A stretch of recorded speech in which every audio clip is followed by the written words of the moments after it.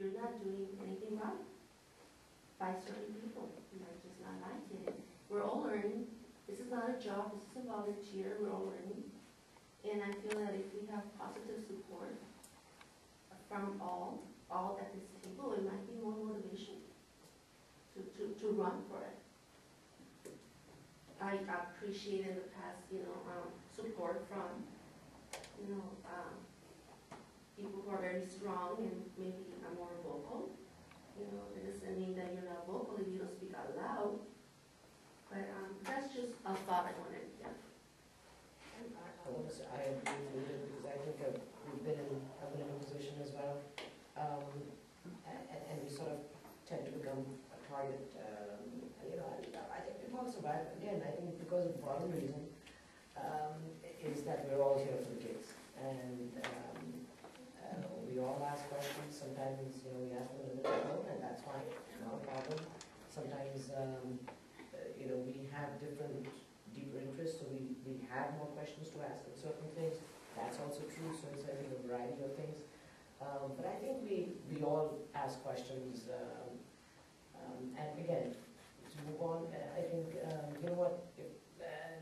to move on with this, if nobody has any objection, I'll offer myself, but I haven't said all these. And I just have one last question. In the past you said, and you were very nice as far as, we don't have a toolbox of how to do this volunteer position, not a job. But do we have one now? Because I've been gone. It's called the CAC. Okay, no, but you mentioned in the past, when I was being actually, I felt I was being attacked in the past years by a lot of people. You were very kind and nice, and you said, you cannot attack her, and that is in minutes in the past that we can go back to, because we don't have a toolbox. If we were given a toolbox to the individuals who are chair or chair-elect, then we could, So I was just wondering, do we have that now, so that person can feel more confident? I wanted a workshop for that. Okay, And actually, to be perfectly honest, I've done an email with Sam Crow's permission to give training on the Brown Act to understand more. But I'm not talking about the Brown Act. I'm talking about the way we behave at this meeting. That's right. And the way public behaves towards And people that's who are part of running the training chairs of the and Brown chairing Act. legs. But we From the haven't past heard back from experiences, Joe Riley. from this last 7 years of experience, I don't think you would take a huge workshop to learn how to be nice to all, because just like some people feel attacked, the other side also feels that way. Edith, I can tell you that I am attacked by my best friends all the time. So that's just what I'm saying is the Employees, motivation is taken here, away. but you keep on going. Well, And I've I just been wanted here for to know how if there was a many years? toolbox, but if not, I'm just, Actually, there is, and probably you've been off the CAC since the time it came out.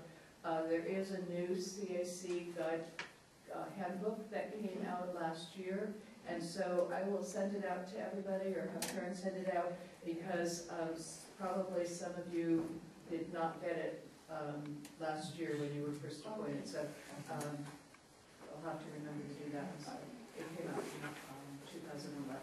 oh, thank you. So that gives you some guidance as to how a CAC should operate. It gives some samples of different activities or agendas and things. And I think it's just the second edition or third edition, but they did just update it. I'd like to say something to this item when it's the right time. If it's the right time. The thing. You need to either call us. You want to? Yeah. It's in the nature of things when things matter that people are going to have disputes and debates and have to fight about things. If people aren't fighting about things, people are just sort of everybody being nice. The only reason for that is because people are afraid or because they don't care. Once you have people that care and they want to get the job done, you simply have to have that kind of debate. So that's just part of the deal. It's just the overhead that's involved in doing a job that matters. So that's one thing. The other thing is, precisely because that's true, it is important to disagree about things sticking to the issues and not using unnecessary roughness with people, being as kind as possible. It's very important to be kind. It isn't just a matter of being nice. It's a matter of this way people's ears don't get plugged up unnecessarily. It really is. But if you've made up your mind that this matters, then you have to make up your mind that it's going to be, you're going to have to get that kind of overhead and stripes. It's the same way you can't stand in front of 30 kids in a public school and say, I want all the kids to be nice to me all the time. You do want that, but you're not going to get it. And in the same way, if you want to serve here, the public's not all going to be nice to you, and your fellow members aren't all going to be nice to you. That's just part of the deal. If you're going to work if you're a good woodworker, you have to like working with wood. If you want to work on cars, you got to like working on engines. If you want to work with people, you got to like working with people, and you got to be crazy to like working with people sometimes. But that's what it is. Okay, so can we nominate Kumkum since she's willing? Make a motion? Yeah, first and a second. Okay, I move that we nominate Kumkum for Chair-elect for the next 2 years, I guess, through June 30th, 2013. Rose makes the motion, Marcel seconds it, all those in favor say aye. All opposed say nay. None, all motion carries. And then we go to business action item 2, recommendation of public and private agency. I got a letter from OPTA. Amy Carino, it's in your packet. They're recommending Dave Palmer to the committee advisory committee. He was here, but he left.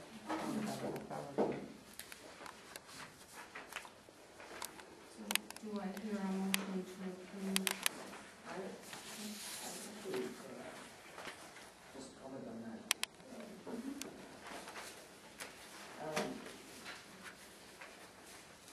Let's see, I think this agency selection process, we sort of, I don't know, some of you may remember, we tried to address this last year. It was in some agenda, I think Karen might remember. And I think what we were trying to do at that time was sort of follow what the bylaws say in the previous page, sort of 1, 2, 3. And we were trying to in the CAC board try to come up with some sort of guidelines that we would look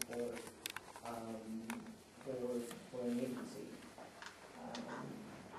We never unfortunately got to that because sometimes our meetings go too long and we table it, from one meeting to another, and we never got to that. I would suggest that we sort of follow those 1, 2, 3 of our bylaws. That we actually go back to coming up with a letter inviting a variety of agencies. Because I would like to see, and this is my personal thing, but I would like to see agencies that have a wide range of services that they can provide to our children. Because we have a whole bunch of, we have all kinds of children, a variety of children, as we know, especially needs. So to address the needs of a wider variety, something like the regional center, I'm just throwing names. Because we have, the reason I say regional center is because we've had regional center in the past.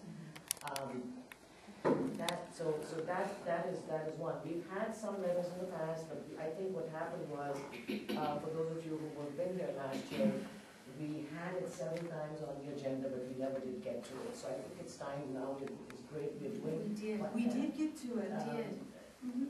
But once again, Can I just wait, finish hold my- on, because no, that's incorrect.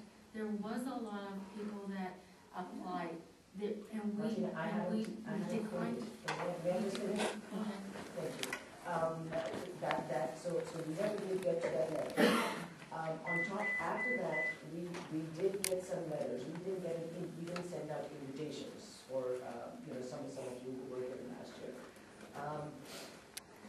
We did get some letters, even though we hadn't sent out those invitations, but we were waiting to come up with some guidelines for what kind of agencies that we would want, so that we could follow this process of sending. Number one says sending invitations. Number two says from those invitations, interviewing community agency nominees, and then we recommend a community agency that satisfies the needs of all our children in all our districts. So I would suggest, tabling this motion and going through this so that we follow the bylaws in this. May I speak, please? I'm sorry. I know a lot of you weren't here for the nominations, and just to a little bit of brief history, there were several applications received. Nothing could have been done because they needed to indicate it specifically, be clear in the bylaws. Now it is clear on section 4.23 what actions need to be taken to nominate a nonprofit. Okay, one of the meetings that we had, very informally, because I was, like I said, back then, my Speech and Fun Camp nominated me and gave me a letter of recommendation at that point in time. But again, it wasn't clear. When one of the times that we had a meeting and we didn't have a quorum, I did informally ask Ms. Joan the status of it all, because we've had a year. The bylaws have been corrected, and the outreach that has been taken to try to get these organizations to submit applications. Unfortunately, at that time, since it was very informal, I did appreciate that they did share with me that they did outreach to Fiesta Educativa. And I'm like, oh, great. So I was hoping to see something, not only this, but another, but nothing again's been done.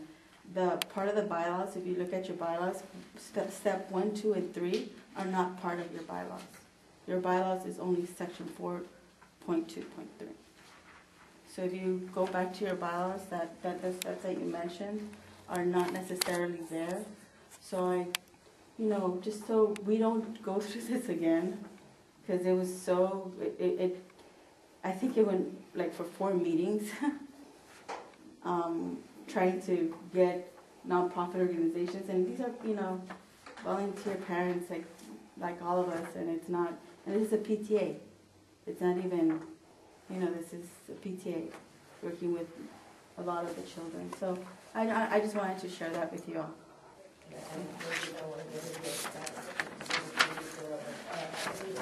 My point is that these are the steps that we had in the original bylaws remain. I do believe that we are now working well. Everybody's we have a big group. I think now is the time to set those guidelines, to take the time, set those guidelines, send out those invitations, find out people and agencies, including all the letters that we received previously too. Let's look at all of them. We've received at least 3 or 4, if I remember. I don't know the exact number. Maybe 5. Okay. Let's look at all of them and just follow the process and work with something in. I want to share something with you. I actually wrote to the state superintendent. My intention was not to file a CDE complaint, but because I didn't know what to do, I wrote to the state superintendent, and I was telling him, we're not fulfilling our ed codes, and I understand, WESELPA was found in compliance, but the part of it was